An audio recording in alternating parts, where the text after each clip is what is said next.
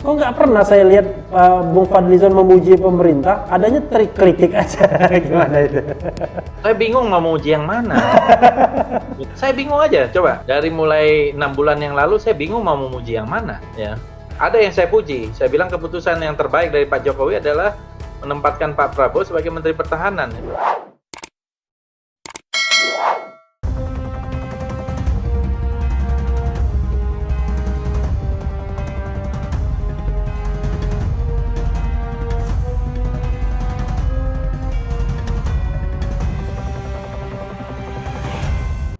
Ya Sobat RH sekalian, jumpa lagi dengan channel yang keren ini, keren cadas. Kali ini dalam program Dicecar. Apa itu Dicecar? Dialog cerdas secara refli. Nah, siapa yang akan kita cecar? Ini adalah orang yang tetap bahaya ya. Dia sebenarnya masih menjadi orang berbahaya walaupun posisinya in between sekarang ini ya. Cuma masih kencang suaranya di publik. Nah, kita ingin dialog soal-soal yang terakhir ini, ada COVID-19, ada kartu prakerja dan lain sebagainya. Siapa lagi kalau bukan Bung Fadlizon. Bung Fadli, mendengar saya ya? Bisa. Oh, ya. Oke. Apa kabar Bung Fadli? Baik ya. Dalam rubrik cecar ini saya ingin bertanya beberapa hal Bung Fadli ya. Kita mulai dengan posisi politik Gerindra dulu. Posisi politik Gerindra menurut saya ini ambigu. Oke, Pak Prabowo sudah ada di kabinet. Tapi tidak semua. Bung Fadli sendiri misalnya, Sandiaga Uno, seperti punya agenda sendiri-sendiri ini. Pak Prabowo di kabinet, di Kementerian Pertahanan tidak blended benar dengan kabinetnya Jokowi. Rasanya seperti itu. Bung Fadli tidak merasa bagian dari pemerintah juga. Sandiaga Uno malah lebih kelihatannya bersikap sebagai calon wakil presiden terus yang lepas dari partai politik dan lebih banyak bertemu konstituen kesana kemari gitu ya. Oke, silakan jawab Bung. Kok Gerindra ini nggak jelas malah? Menurut saya sih cukup jelas ya. Pak Prabowo sebagai Menteri Pertahanan menjalankan fungsi-fungsinya sebagai Menteri Pertahanan.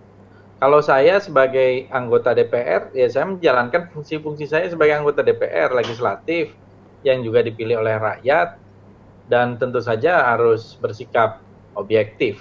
Objektif itu adalah menurut saya kalau ada kebijakan yang bagus kita dukung. Tapi kalau ada kebijakan yang jelek ya kita kritisi. Kalau lebih banyak kebijakan yang jelek ya lebih banyak lagi kritiknya. Semakin banyak kebijakan bagus susah kita mau mengkritiknya gitu.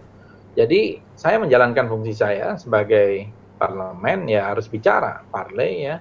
Dan kemudian saya kira banyak yang juga mengatakan saya waktu itu kenapa tidak menjadi juru bicara partai atau juru bicara Prabowo. Saya sudah terlalu lama jadi juru bicara Prabowo, saya sudah terlalu lama jadi juru bicara partai. Jadi Daniel aja tahun.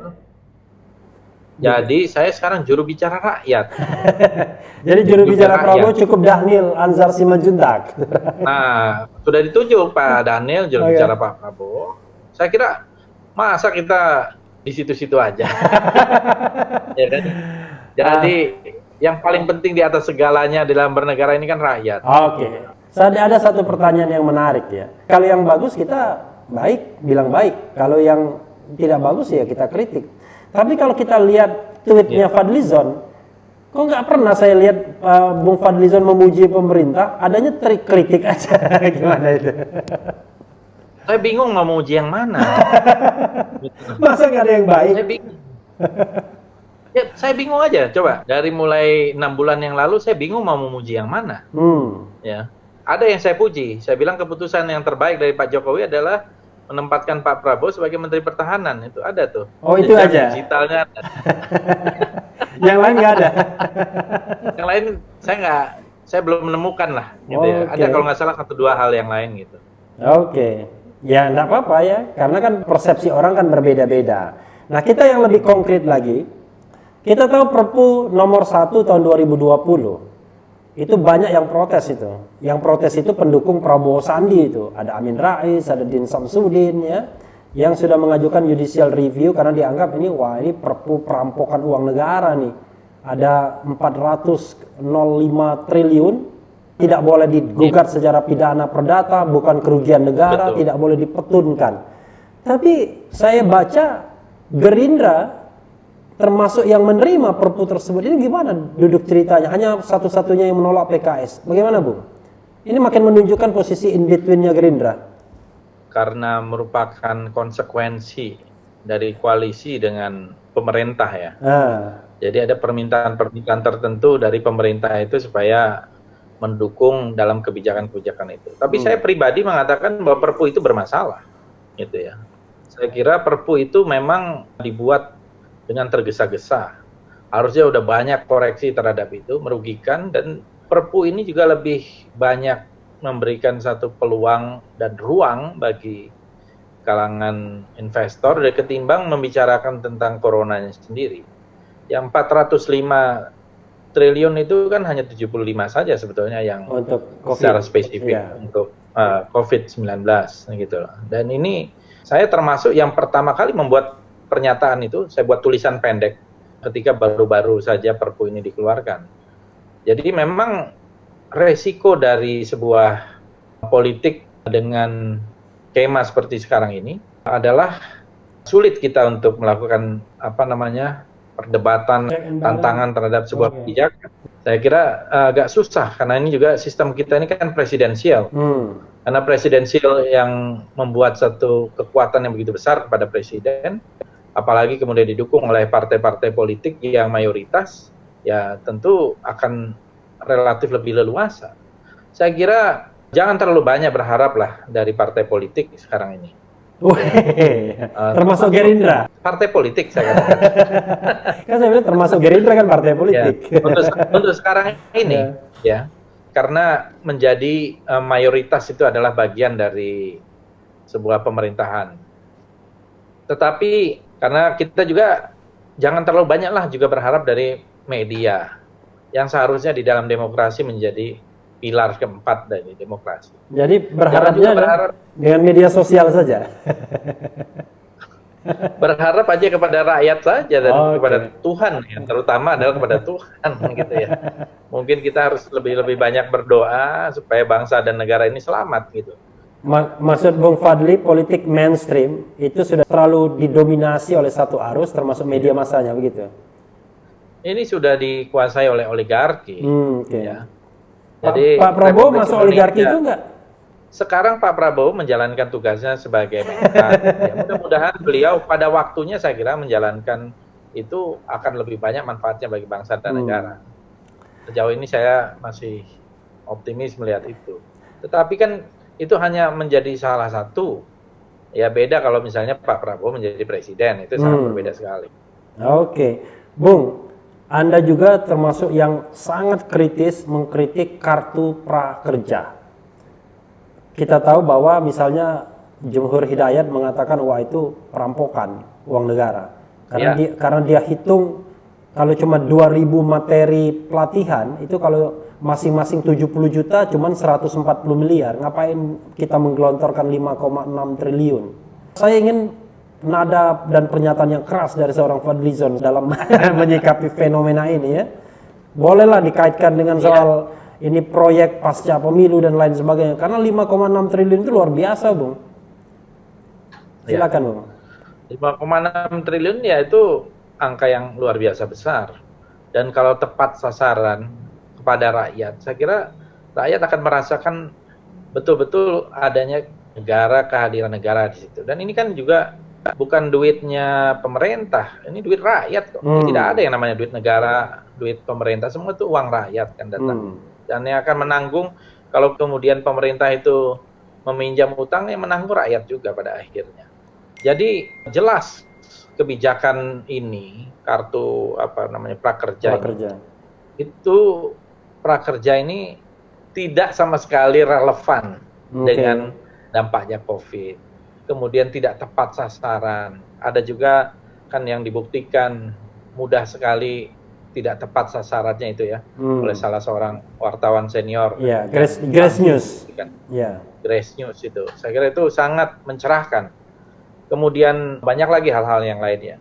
Jadi harusnya ada uang 5,6 triliun itu langsung saja bagikan kepada rakyat yang terdampak, terutama petani, buruh, ya, mereka-mereka yang pedagang, ya, kaki lima, pedagang kecil, apa yang terkena dampak langsung, itu dibagikan saja.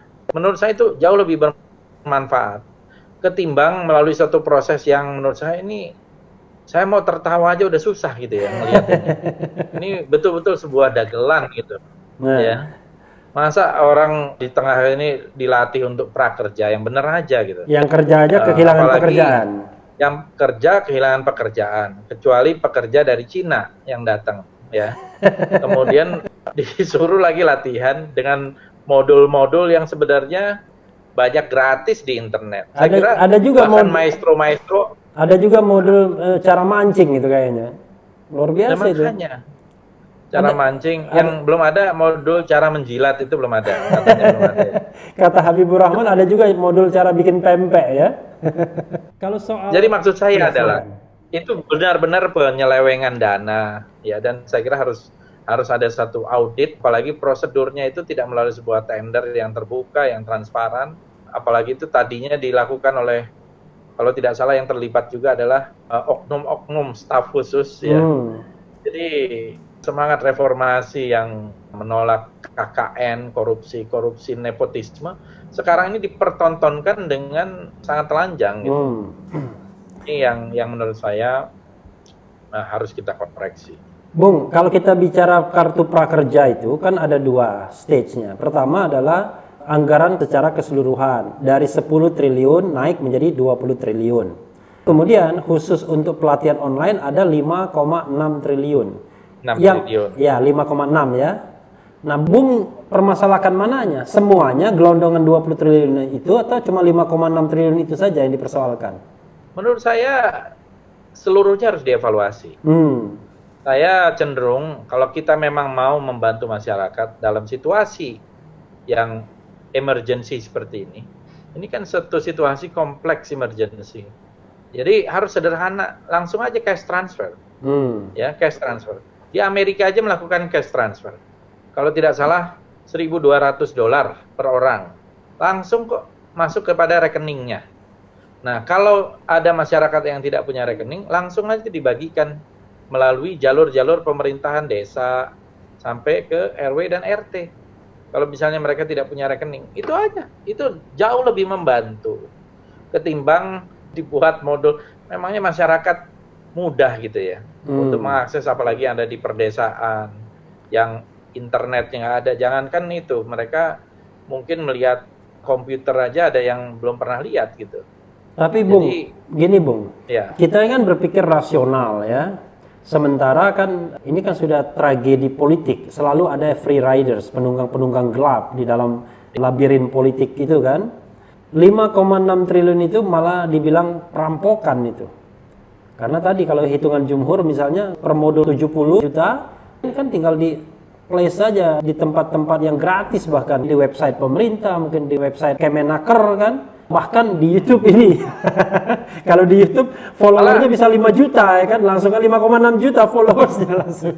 Nah, ini Bung melihat nggak ini satu yang serius banget gitu, bukan hanya sekedar hal yang patut ditertawakan, tapi ini adalah sebuah jalan untuk merampok uang negara dalam jumlah triliunan begitu, dengan menggunakan program yang seolah-olah bagus, seolah-olah memenuhi janji politik, tapi sesungguhnya mengandung konspirasi untuk betul-betul merampok yang 5 triliun lebih itu, karena 140 miliar pun cukup sebenarnya katanya. Gimana Bro?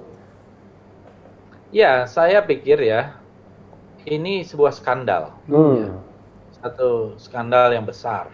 Kata perampokan itu kan karena memang orang sudah geram. Atau kata begal.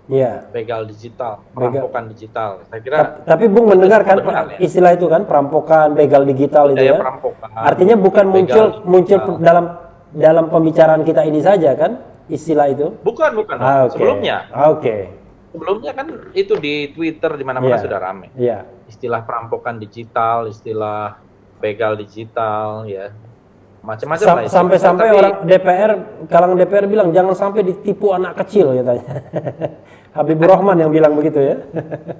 Tapi ini jelas sebuah skandal, ya, skandal yang sangat besar.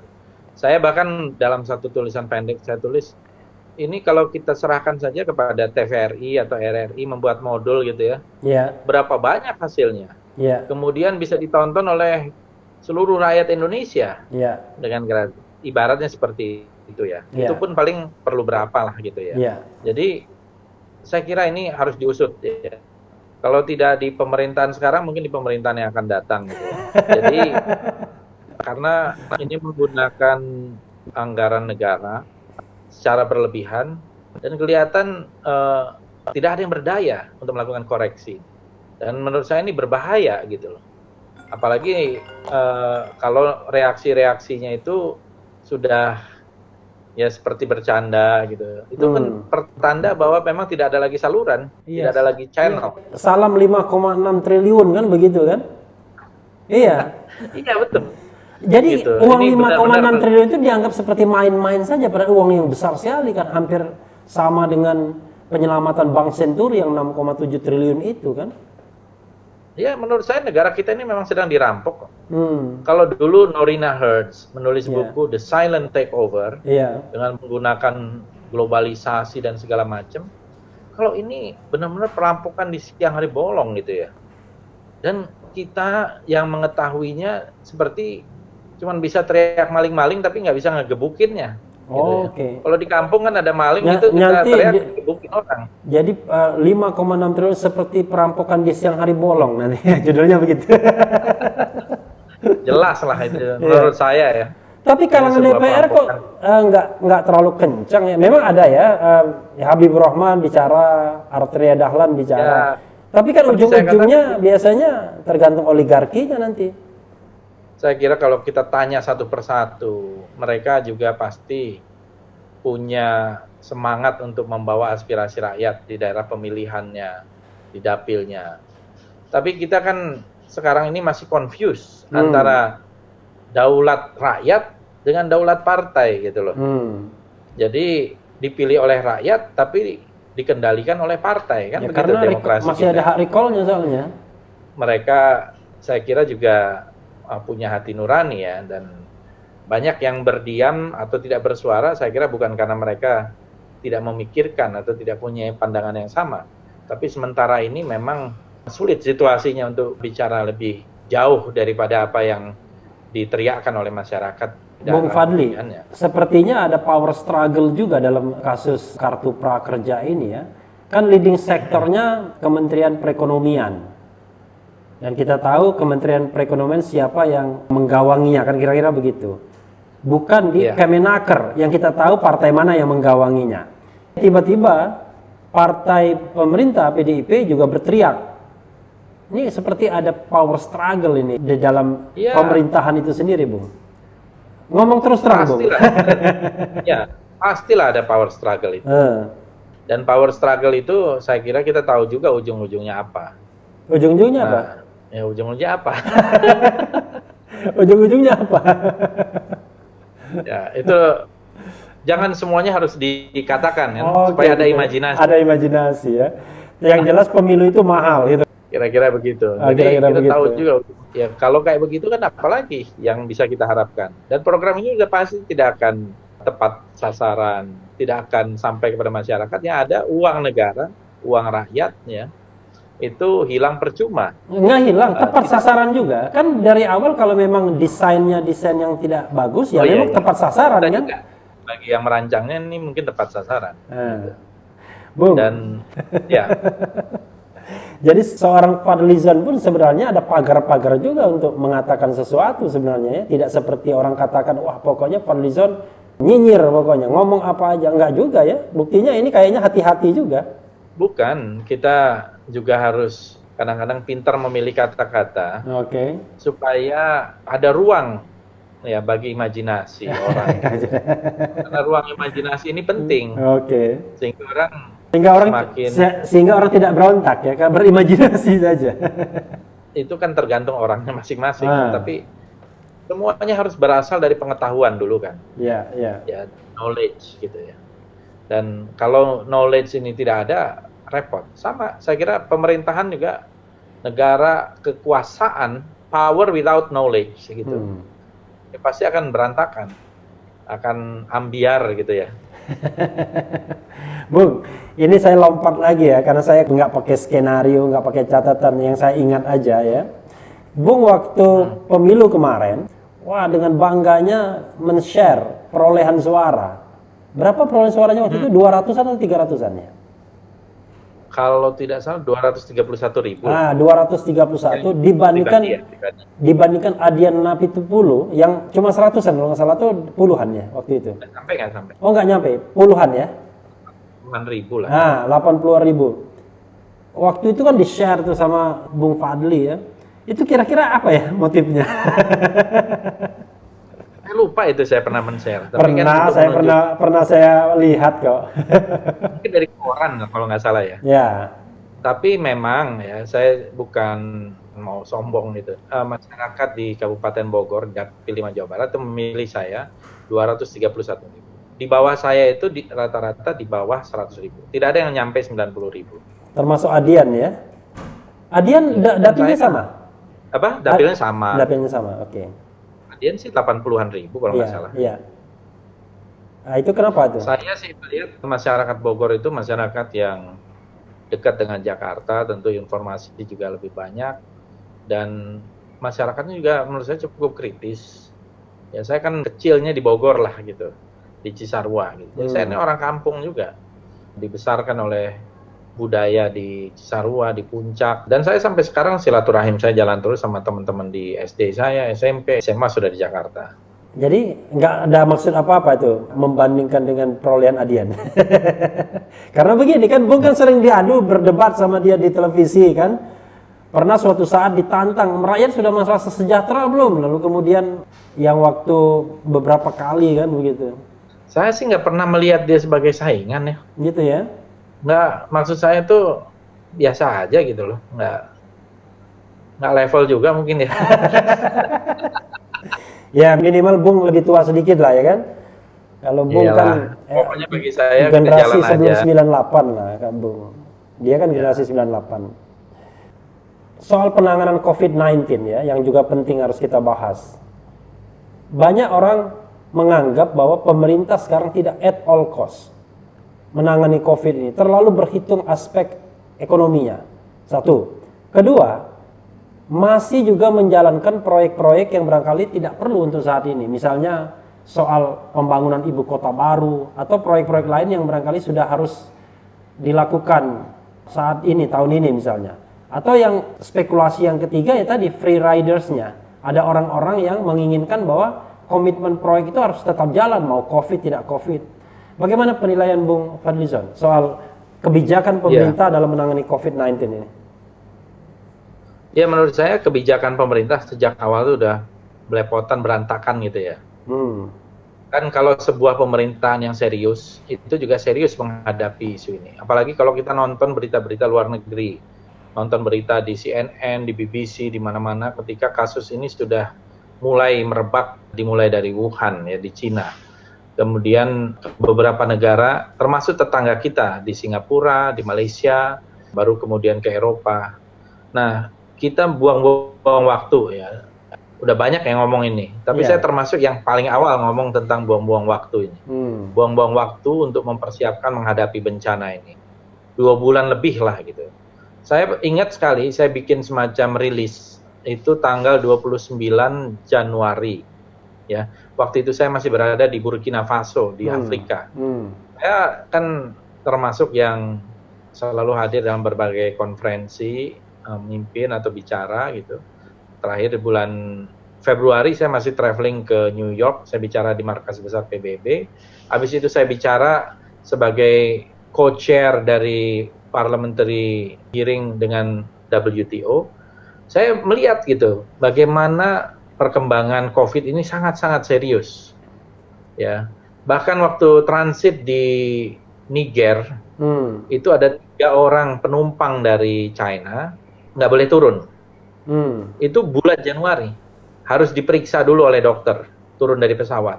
Penumpang dari China ini marah-marah pakai bahasa Cina gitu, tapi diperiksa oleh mereka dan akhirnya diperbolehkan keluar, diperiksa suhu dan sebagainya. Saya di situ aja udah melihat, wah ini persoalan serius yang pasti sampai di kita. Gitu. Sementara para pejabat kita waktu itu, mulai dari presiden dan sejumlah menteri, termasuk menteri kesehatan terutama, itu menganggap ini sepele, menganggap ini remeh, menganggap ini dagelan gitu ya. Dan ini menurut saya membuang satu golden time, golden months. Inilah mengakibatkan kemudian kita tidak siap menghadapi ini. Kalau kita prepare, mungkin kita bisa mengukur waktu untuk edukasi bagi masyarakat, ada social distancing, physical distancing, dan juga cara hidup sehat lain, banyak berjemur atau olahraga, makanan yang bergizi. Nah, saya tidak melihat ini sebetulnya juga harus dipertanyakan, kenapa kok pemerintah bersikap berlaku seperti itu? Masa tidak tahu bahwa COVID ini mempunyai dampak berikutnya adalah dampak ekonomi? Tidak hanya di tingkat nasional, tapi juga di tingkat global. Sudah pasti kita akan bertemu pada titik yang sama, pada ujung yang sama gitu. Nggak mungkin menyelamatkan ekonomi tanpa kita bisa menuntaskan persoalan COVID-19. Itu saya kira nggak perlu, it's a no-brainer gitu, nggak perlu pikiran yang panjang gitu ya untuk melihat itu. Tapi ada sementara orang melihat dijalankan terus, masih seolah-olah masih bisa menyelamatkan ekonomi dan dengan mengabaikan COVID ini. Misalnya dalam hal ini saya kira Gubernur Jakarta Pak Anies Baswedan udah benar.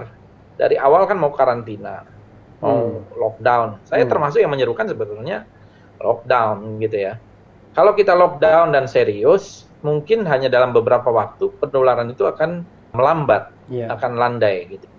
Tetapi lihat aja sekarang, pelaksanaan di tengah PSBB saja terlalu banyak pelanggaran-pelanggaran yang biarkan yang membuat tidak terlalu efektif. Ya, saya termasuk minta KRL harusnya dihentikan atau di stop dulu. Dan itu permintaan dari kepala-kepala daerah. Ada bupati, wali kota, gubernur yang meminta itu. Tetapi kan pemerintah pusat mengatakan jalan terus. Dan seterusnya. Jadi banyak juga intervensi-intervensi kebijakan yang saling bertabrakan. Pemerintah pusat dengan daerah, di antara pemerintah pusat sendiri dan sebagainya. Ini yang menurut saya menunjukkan ya, COVID ini menunjukkan kebobrokan dalam sebuah governance. Jadi governance ini penting. Kalau governance-nya beres, saya kira penanganan COVID-nya juga akan beres gitu. Terukur gitu ya. Gitu.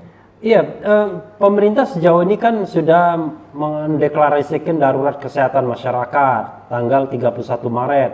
Lalu kemudian tanggal 13 April darurat bencana nasional, mengeluarkan berbagai peraturan mulai Perpu, PP, Perpres, kemudian peraturan Menteri Kesehatan, juga sudah menunjuk gugus tugas COVID-19 di bawah Doni Monardo, BNPB ya. Langkah-langkah itu sudah cukup atau sebenarnya langkah-langkah yang nggak beraturan tuh, Bung? Sebenarnya Satgas itu bagus, orangnya juga bagus ya, tapi kewenangannya kita lihat berbeda-beda. Yang saya katakan tadi sebenarnya, kok banyak banget kebijakan ini yang bertabrakan satu sama lain, yang membuat masyarakat bingung. Sebenarnya yang mana gitu. Sebagai contoh misalnya soal tadinya penumpang untuk ojol. Kementerian Perhubungan membolehkan, gubernur tidak membolehkan. Awalnya malah gubernur yang meminta kepada Kemenhub dibolehkan. Kemenhub mengatakan tidak boleh. Kalau tidak salah. Jadi masih orang itu berpikir politik gitu loh. Masih mencari, jangan sampai mungkin si ini terlalu kelihatan berhasil, kelihatan menonjol. Si ini itu siapa? Ya misalnya ada kesan seperti itu ya. Enggak, si ini itu siapa? Ada upaya. Ya misalnya Anies Baswedan kan gitu ya. Kan kayak orang dimusuhi itu oleh pemerintah pusat. Padahal yang bersaing kan Prabowo. Kenapa Anies yang dimarahin? Makanya ini lucu gitu loh. Mungkin itu sisa-sisa dari Pilkada DKI dulu kali ya. Berarti lebih hebat Pilkada DKI daripada Pilpres. Pilpres sisanya sudah sedikit, Pilkada DKI masih banyak sisanya rupanya. Tapi intinya adalah, jadi ada persoalan like and dislike gitu ya. Apa favoritism terhadap siapa yang mau ditolong, siapa yang mau didekati, siapa yang mau dijauhi, siapa yang mau dijegal, siapa yang mau... masih ada seperti itu. Itu kan menunjukkan bahwa politik kita kan tidak dewasa dan tidak, itu tadi karena mediocrity ya, akhirnya semuanya jangka pendek, apa yang menguntungkan mereka, rakyat menjadi korban, itu masalahnya. Dua pertanyaan terakhir Bung ya, mengenai kalau Bung berada pada posisi yang menentukan dalam menangani atau menuntaskan COVID-19 ini, apa yang Bung akan lakukan untuk memastikan bahwa itu berlangsung secara efektif, rakyat terselamatkan, hidup kita akan lebih baik? Kalau dari awal, pertama kumpulkanlah itu orang-orang yang terhebat di Indonesia di bidang kesehatan. Ahli-ahli virus, ahli-ahli kesehatan masyarakat dari berbagai universitas, dari FKUI, ada ahli-ahli virusnya juga di situ, dari Eijkman, universitas-universitas lain. Cari orang-orang yang terbaik di bidang ini yang mengerti, kemudian melihat perkembangan di berbagai negara, kemudian policy itu digodok sedemikian rupa sehingga kita betul-betul mempunyai kebijakan yang matang. Bukan setengah matang udah dikeluarkan, atau bukan kebijakan coba-coba.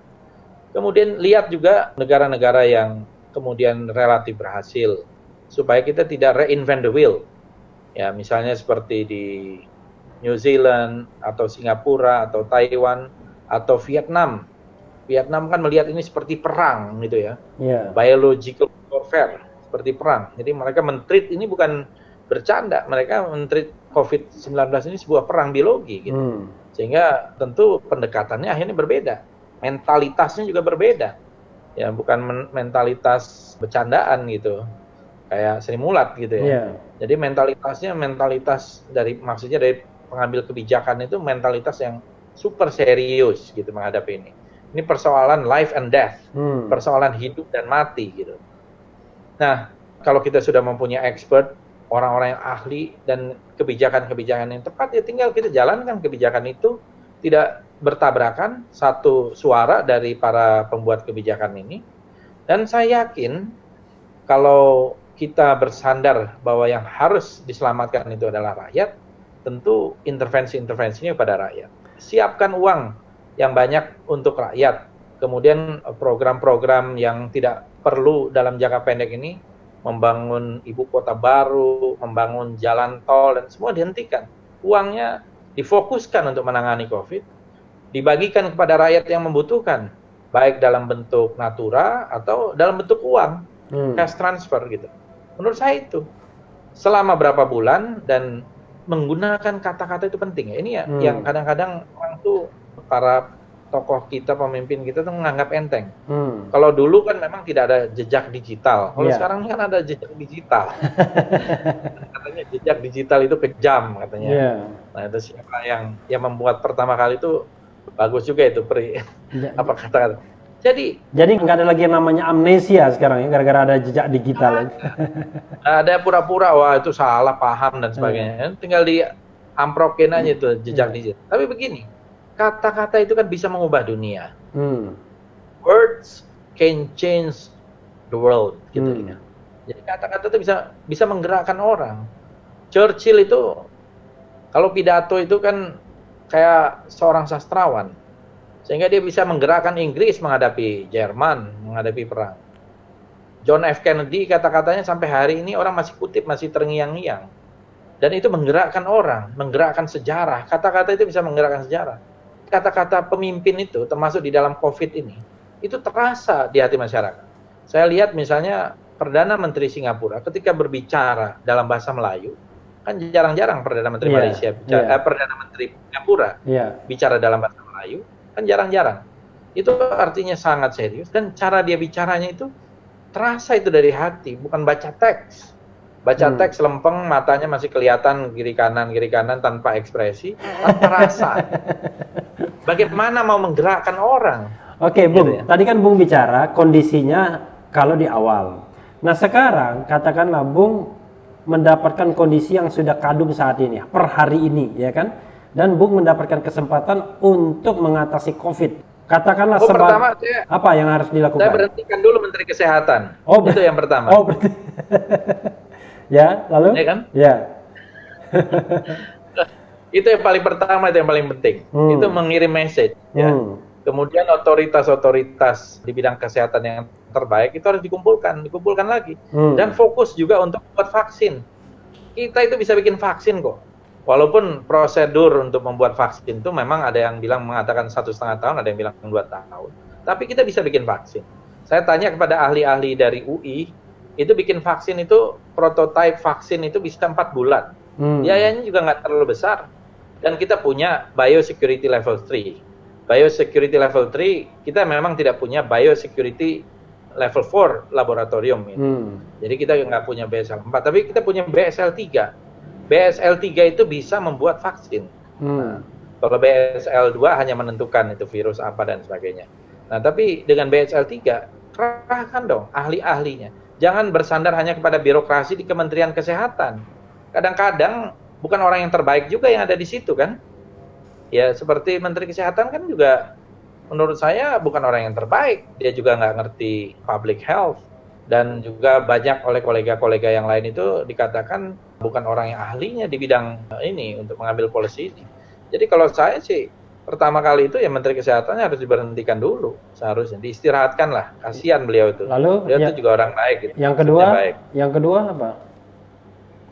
Yang kedua siapa lagi yang diberhentikan? Oh, stop semua proyek. Stop proyek. Oke, stop proyek. Stop proyek itu. Dan tepat sasaran, nggak ada itu kartu-kartu prakerja segala macam itu ya. Udah aja langsung fokus, rakyat butuh apa dikasih kepada mereka. Kalau nggak dikasih, pastikan rakyat makan selama COVID berlangsung gitu ya. Masih selama COVID dijamin. Oke. Saja COVID itu diperkirakan 2 bulan, 3 bulan, mereka dijamin hidupnya. Dan itu kan amanat dari undang-undang, gitu. Jadi dijamin itu. Dan semua resources yang ada dibangun ke arah situ. Oke. Dan ini menurut saya harus tegas. Gitu. Bung, ini pertanyaan terakhir ya. Kita tahu ada viral dari Najwa Shihab yang mengkritik DPR. Tiba-tiba kawan-kawan Bung blingsatan itu. Ada yang sudah ngirim surat agar Najwa minta maaf. Bung lihat kan videonya? Yang mengkritik para saya lihat sepintas biasa aja ya. Kritik Najwa Shihab kan selalu mengkritik juga. Dan saya kira wajar aja kok ada kritik semacam itu. Tidak harus seperti kita kebakaran jenggot ya. Karena yang bereaksi keras itu dari Partai Bung, dari Gerindra, dan satunya dari PDIP. Iya, tapi kan itu orang per orang. Kalau tanya pendapat saya termasuk yang berpendapat menghadapi kritik seperti itu ya biasa-biasa aja. Ibarat kata kalau biasa mengkritik ya dikritik ulang ya jangan blingsatan gitu ya. Nah, saya kira biasa-biasa aja itu. Nggak ada yang harus kita ributkan. Ya itu. Jadi dengarkan tuh teman-teman kolega Fadlizon di DPR biasa-biasa aja dikritik itu. Jangan terlalu blingsatan. Oke. Ya Bung Fadli, terima kasih banyak ya.